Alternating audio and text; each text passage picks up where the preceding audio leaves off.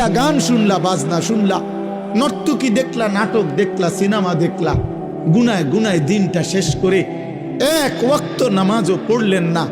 আহারে আব্বা, দিনভর কোনো নেকি নাই, বরং গুনায় গুনায় জীবনটা গেল, একটা ওয়াক্ত নামাজের সেজদা নাই। এই অবস্থায় যে নাফরমান ঘুমায়, হায় নাফরমান, এই ঘুম যদি আর না ভাঙ্গে, এই রাত যদি আর ভোর না হয়, এই রূহ যদি আল্লাহর ফেরত না দেয়,